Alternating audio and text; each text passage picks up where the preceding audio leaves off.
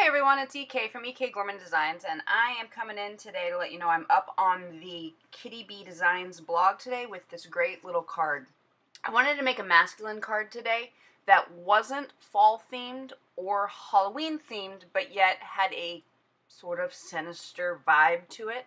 So I pulled out this great dragon digi from Kitty Bee Designs, and one of my red marker combinations that's really deep and dark blood red, and went to town coloring this little guy. I love these digis because they are our colorist friends. There's so many different techniques you can do with them.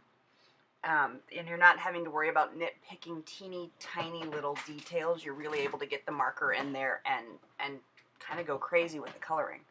I knew from the beginning I was going to fussy cut out the dragon, so I let the red accidentally go over the lines. I could have gone crazy and let the red go over lines everywhere, but apparently I'm incapable of consciously doing that. But so yes, you'll see little marks where the red's out of the lines, and not worrying about it. That's because I knew I was fussy cutting him out. I wanted the dragon to have really great scaly feel to him, so I pulled out my colorless blender and used that to create the texture on the stamp. And literally all I'm doing is touching the tip of the marker to the red and letting the colorless blender push the red away, leaving behind the cool scaling effect. It's such a simple technique, and yet it's really, really, really effective. On a stamp this size, and because it's the deep, deep red that it is, it takes a little bit more colorless blender than it would normally. Like if I'm using a green color, this wouldn't have taken nearly as much time and or ink. But I think the effect in the end was totally worth it.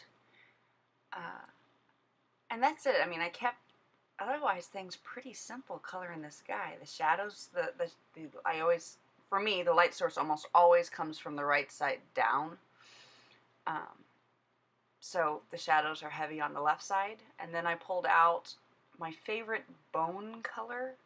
I don't know, because it's Halloween, I've had to figure out my favorite bone combination color, and it's that E40, E42, E44. I think it makes the greatest impact when trying to color something that's aged and cream and weathered looking.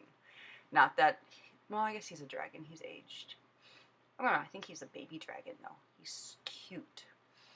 But nonetheless, I wanted his wings and his belly and his horns to have that bone color to it, so I pulled out my favorite bone color combination.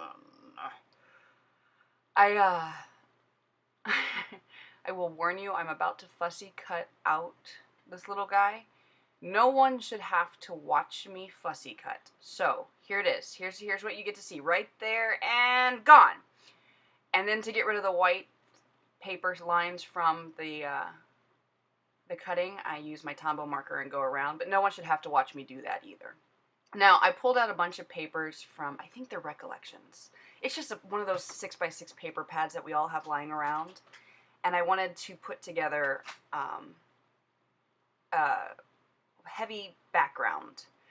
So I die cut with this Honeybee Designs die and left some of the hexagons in, and then put the polka dot paper under it, so that would come up through the honeycomb, and then use the secondary frame to encapsulate the dragon. Now I will tell you, I made a couple mistakes here with the striped pattern paper.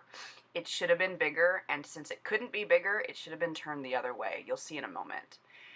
I have a new fun game in my house called Take Pattern Paper and this die and die cut it, and I use cardstock, I guess, patterned cardstock, and then I take all the pieces out to my living room and drop them on the coffee table and tell my kids to put them back together.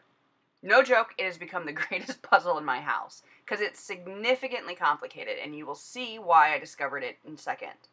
I took too many of the honeycombs out. I wanted more of them back in throughout random places, and like a fool, I tried to match up exactly where the honeycomb was supposed to go, which was ridiculous on my part. No one but me will ever notice if the faint fair lines are in there.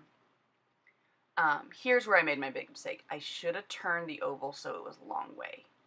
But, yeah, I messed up. See, again, here's me trying to puzzle piece together this hexagon die cut. Like I said, you got little kids in the house who are into puzzles, don't feel like buying another puzzle. Take a complicated die like this and a really great pattern paper that's distinctive, unlike this brownish black paper I'm using here, and die cut it on cardstock out and then hand it to the kids to assemble. They will have so much fun. At least mine do. My kids thought this was great because it was like a one-time throwaway puzzle that they got to assemble. I used some 3D dimensional dots so my little dragon guy would be the focal point, and I decided in the end not to use a sentiment because I thought the dragon stood, and like again, it's a masculine card. Anyway, thanks for watching the video today. Hit the subscribe button if you want to see more videos like this. Hit the like button if you appreciate my time and effort. Otherwise, see you next time. Bye.